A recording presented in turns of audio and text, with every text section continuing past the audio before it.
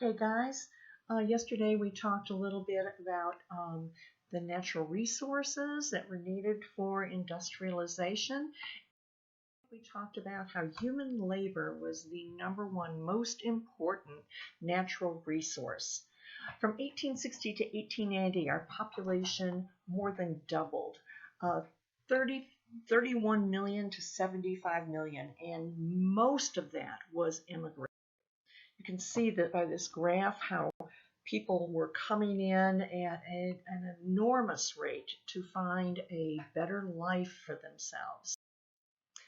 So the came in waves. The first wave was mostly from the northwestern part of Europe, Ireland, England, Germany, Scandinavia, other places. And then the second wave was mostly Eastern and Southern Europe. A lot of Italians, Hungarian, Turkish, the Eastern European Jews, Greek and Romanian people. So you're going to have an assignment. It's 7 groups. I'm sorry, I should have changed this. But basically you're going to make a set of Google slides. You're going to tell me each slide will be a different immigrant group, who they were, why they came, where did they settle once they got here? And then your time period will be from 1840 to 1920, and you will have a graphic that is appropriate for that time period for each slide. And this is going to be worth 50 points. Okay, so again, another graph, and you can see, my goodness, huge group coming in at that right after 1900. So the first group we're going to talk about are the Irish, and over 2 million Irishmen came in because of a horrible potato famine. Almost 1 million Irish starved because that was their crop, not just to sell, but as a staple for their diet. As they came in, they settled in the cities, New York City, Boston, but Irish moved across the country. Remember, they worked on the Transcontinental Railroad. And with them, they brought lots of wonderful culture, St. Patrick's Day, and so forth. We'll talk about how they got involved in government. As a matter of fact, John F. Kennedy's great-grandfather came during this potato famine. Also, from like 1845 to 55, over 1 million Germans came in. Now, they were having, as well as some political difficulties, they had crop failures. And the difference between the Germans and the Germans had a little bit of money. The Irish were very poor when they're coming in. They were starving. But the Germans, when they came in, they settled a lot in Wisconsin, farming areas, Illinois, Iowa, and they set up communities with kindergartens and bands and a wonderful German culture. We have a German community in South Louisiana and in the Houston area. And one of their wonderful events, of course, is Oktoberfest, which is coming up pretty quick. Along with the Germans, the German Jews came in. Now, they were seeking religious freedom. There was already persecution against the Jews, and they settled mostly in the cities, New York City, Chicago, Philadelphia, Pittsburgh, Boston. And one of the reasons they were in the cities was there had been a edict set down where Jews could not own property. So basically, they had gone into trades. So these are your tailors, your bakers, your bankers, your jewelers, and they are going to set up shop and in the garment industry and so forth, and establish themselves in these communities. Okay, we've talked about the Chinese. Basically, they came in 1849 as well. They came from mining opportunities and the railroads and the mines. We've talked about how 6,000 Chinese worked on that Central Pacific Railroad. And, of course, many were involved in the mines as well. And it was abject poverty that brought them. They sent money back to their homeland. Some of them even returned to their homeland. But, of course, most settled big communities in San Francisco And we actually have some Chinatowns in New York City and Chicago as well. But the big community is in San Francisco. Okay, the Russia and the Slavic countries. Russians, they came in the 1880s for economic freedom. These were mostly farmers again, and they were used to a cold climate. So we have a lot of the Russians that actually settled in the Dakotas, up north, and they farmed and they had cattle. A lot of the Slavic people, now you're talking about, Polish and Lithuanian, Latvian, Estonian. They also settled in the north and the Midwest. Very large farming community. All right, the Italians. Over 4 million Italians are going to immigrate into the United States. And they, again, are looking for economic freedom, searching for the promised land, opportunities.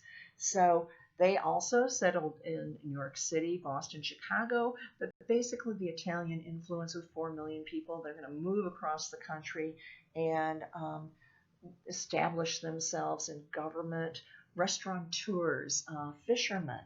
So they are going to be a wonderful addition to the American culture. Now, Sicily is Italian, but they always consider themselves kind of a separate entity. They were overcrowded. You can see here with the red area.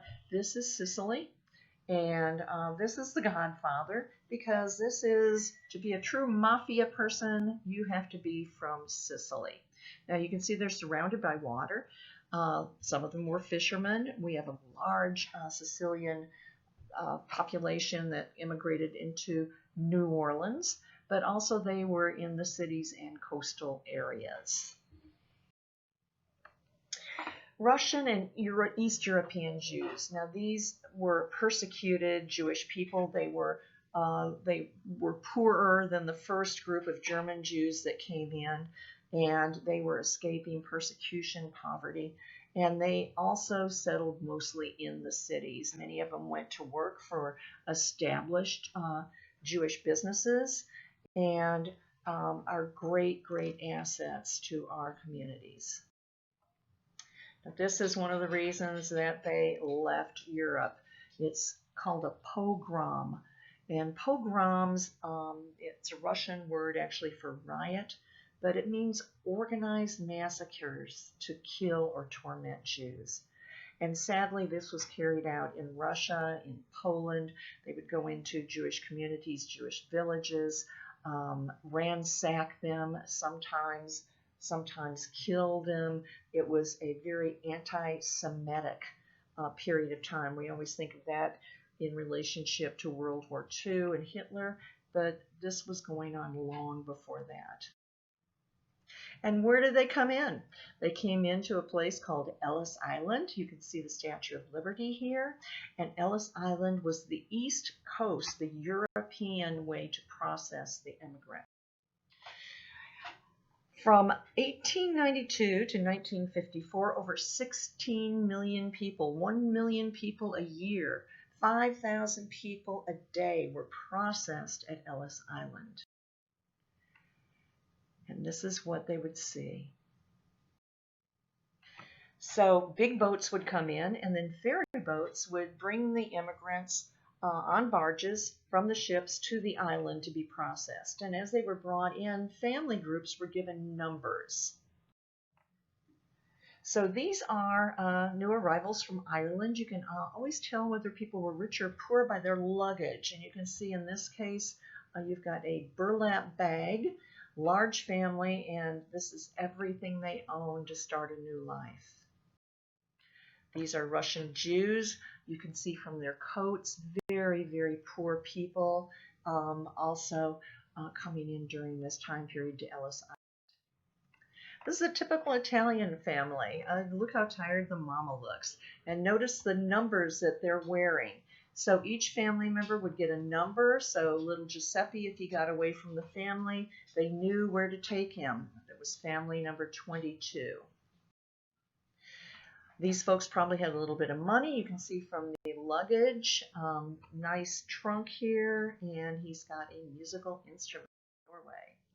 I know these look a little creepy, but this is from the Netherlands, and the baby, the mother-in-law, the wife, and the husband.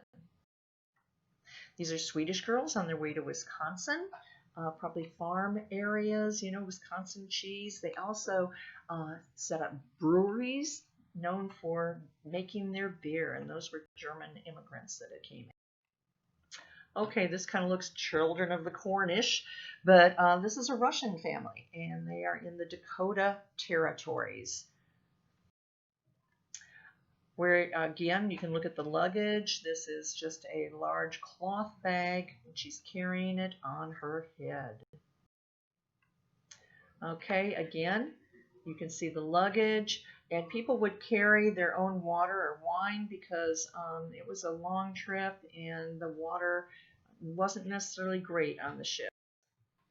Okay, and where did they settle? They settled in things called ethnic enclaves. These were sections of the city in which specific immigrant groups could find jobs, speak the language, get newspapers, and basically feel a little bit more at home in a brand new land.